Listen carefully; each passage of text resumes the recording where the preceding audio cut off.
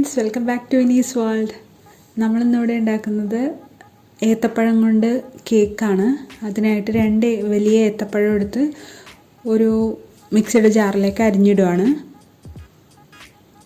ഞാൻ ഇതിനു മുമ്പ് റോബസ്റ്റ കൊണ്ട് 2 തരത്തിൽ കേക്ക് ഉണ്ടാക്കി കാണിച്ചായിരുന്നു.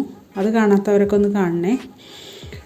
വീഡിയോയിലേക്ക് പോകും മുമ്പ് ഈ ചാനൽ ആരെങ്കിലും സബ്സ്ക്രൈബ് ചെയ്യാത്തുണ്ടെങ്കിൽ ഒന്ന് സബ്സ്ക്രൈബ് ചെയ്ത് തൊട്ടടുത്ത് കാണുന്ന കുഞ്ഞ് ബെല്ലൈക്കണും കൂടി എനേബിൾ ആക്കി ഓൾ എന്ന ഓപ്ഷനും കൂടി എനേബിൾ ആക്കണേ. എങ്കിൽ മാത്രമേ ഞാൻ ഡെയിലി അപ്ലോഡ് ചെയ്യുന്ന വീഡിയോസിൻ്റെ നോട്ടിഫിക്കേഷൻസ് നിങ്ങൾക്ക് കറക്റ്റായി ലഭിക്കുകയുള്ളൂ. ഇനി ഇതിലേക്ക് 1/2 കപ്പ് പഞ്ചസാര ഇട്ട് കൊടുക്കാം. നിങ്ങൾ ഏത് പാത്രത്തിലാണോ മൈദ അളന്നെടുക്കാൻ ഉദ്ദേശിക്കുന്നത് ആ പാത്രത്തിൻ്റെ പകുതി പഞ്ചസാര എടുത്താൽ മതി. അടിച്ചുകൊണ്ട് വരാം കേട്ടോ. ഇനി ഒരു 2 മുട്ട ഒരു ബൗളിലേക്ക് ഒഴിച്ചു കൊടുത്തിട്ടുണ്ട്. റൂം ടെമ്പറേച്ചറിലുള്ള മുട്ടയാണ് കേട്ടോ. എന്നിട്ട് ഒരു വിസ്ക് കൊണ്ട് മിക്സ് ചെയ്ത് കൊടുക്കാം.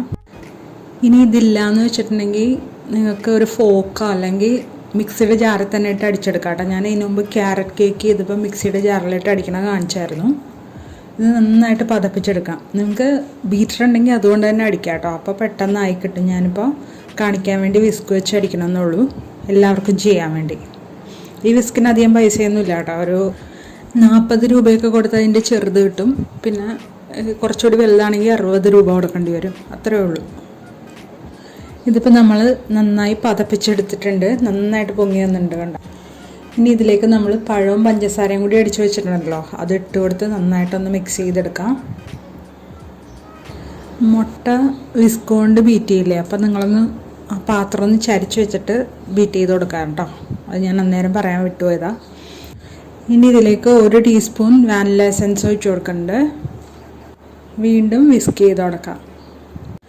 1 കപ്പ് മൈദയിലേക്ക് 1 ടീസ്പൂൺ ബേക്കിംഗ് പൗഡർ ഇട്ട് കൊടുക്കുന്നുണ്ട്. 1/4 ടീസ്പൂൺ ബേക്കിംഗ് സോഡയും ഇട്ട് കൊടുക്കുന്നുണ്ട്. എന്നിട്ട് ഇതൊന്ന് 3 പ്രാവശ്യം അരിച്ചുകൊണ്ട് വരാം കേട്ടോ. ഇപ്പോൾ അരിച്ചെടുത്തിട്ടുണ്ട്. നമ്മളിതിലേക്ക് കുറേശ്ശെയായിട്ട് ഇട്ട് മിക്സ് ചെയ്യുകയാണ് കേട്ടോ. എനിക്ക് ഇത് ചെയ്യുമ്പോൾ ഒരു സ്പാച്ചിൽ എടുക്കണമായിരിക്കും നല്ലത്. ഇതാവുമ്പോൾ ഇത്തിരി അതിൻ്റെ ഇടയിലൊക്കെ കയറിയിരിക്കും. ഇതുകൊണ്ട് നന്നായിട്ട് മിക്സ് ചെയ്ത് കൊടുക്കാം. കട്ട് ആൻഡ് ഫോൾഡ് മെത്തേഡിൽ കേട്ടോ. ഒരു മരത്തവിയായാലും മതി. ഇതിപ്പോൾ 3 പ്രാവശ്യമായിട്ടിട്ട് മിക്സ് ചെയ്യാം കേട്ടോ. ഇപ്പോൾ 2ാമത്തെ പ്രാവശ്യം ഇട്ട് കൊടുത്തിട്ടുണ്ട്. ഇനി ഇതൊരു ഇതായി വരുമ്പോൾ അടുത്തത് ഇട്ട് കൊടുക്കാം. നമ്മൾ ബേക്ക് ചെയ്യാനുള്ള പാത്രം ചൂടാക്കാൻ വെച്ചിട്ടുണ്ട് കേട്ടോ. നിങ്ങൾ ഓവനിലാണ് ഉണ്ടാക്കണമെന്നുണ്ടെങ്കിൽ ഓവൻ ഒന്ന് 150 ഡിഗ്രിയിൽ 10 മിനിറ്റ് പ്രീ ഹീറ്റ് ചെയ്യാൻ വെക്കണം. ഇപ്പം ഇത് നന്നായിട്ട് മിക്സായി വന്നിട്ടുണ്ട്. ബാക്കിയുള്ള പൊടിയും കൂടി ഇട്ട് കൊടുക്കുവാണേ. വീണ്ടും മിക്സ് ചെയ്ത് കൊടുക്കാം. എപ്പോഴും ഞാൻ പറയണതാണ്, ഈ മൈദ ഇട്ട് കൊടുത്തു കഴിഞ്ഞിട്ട് കുത്തി ഇളക്കാൻ പാടില്ല. ഒന്ന് പതുക്കെ ഒന്ന് ഇളക്കി കൊടുത്ത് മിക്സാക്കി എടുക്കണം. കട്ട് ആൻഡ് ഫോൾഡ് മെത്തേഡ് നടുക്കൂടി ഒരു വരയിട്ടിട്ട് മിക്സ് ചെയ്യാം. ഇപ്പോൾ ഇത് മിക്സായി വന്നിട്ടുണ്ട്. നമുക്ക് ഇതിലേക്ക് 1/4 കപ്പ് സൺഫ്ലവർ ഓയിൽ ഒഴിച്ചു കൊടുക്കാം കേട്ടോ. മിക്സ് ചെയ്ത് കൊടുക്കാം. വളരെ പതുക്കെയാണ് കേട്ടോ ഞാൻ ചെയ്യണത്. ഞാനിത്തിരി സ്പീഡാക്കി കാണിച്ചതാണ്. ഇനി നമ്മൾ റെഡിയാക്കി വെച്ചിട്ടുണ്ട് ഒരു പാത്രം. അതിലേക്ക് ഒഴിച്ചു കൊടുക്കാം. ഒരു 7 ഇഞ്ചിൻ്റെ പാത്രമാണ് എടുത്തേക്കണത്.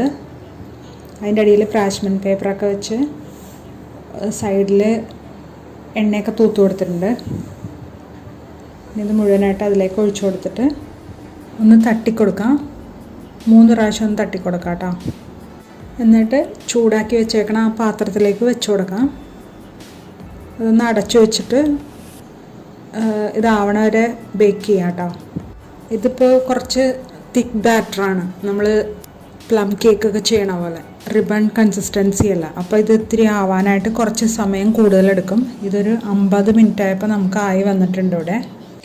ഓരോരുത്തരുടെ ഓവനും അല്ലെങ്കിൽ അടുപ്പിൻ്റെ ഫ്ലെയിമൊക്കെ അനുസരിച്ച് അതിന് വ്യത്യാസം വരും കേട്ടോ. നമ്മളൊരു മീഡിയം ഫ്ലെയിമിലാണ് വെച്ചത്.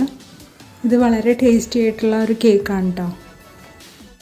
ഇതിപ്പോൾ എല്ലാവർക്കും ഇഷ്ടമായി എന്ന് വിചാരിക്കുന്നു. ഇഷ്ടമായെങ്കിൽ ലൈക്ക് ചെയ്യാനും കമൻറ്റ് ചെയ്യാനും ഷെയർ ചെയ്യാനും മറക്കല്ലേ.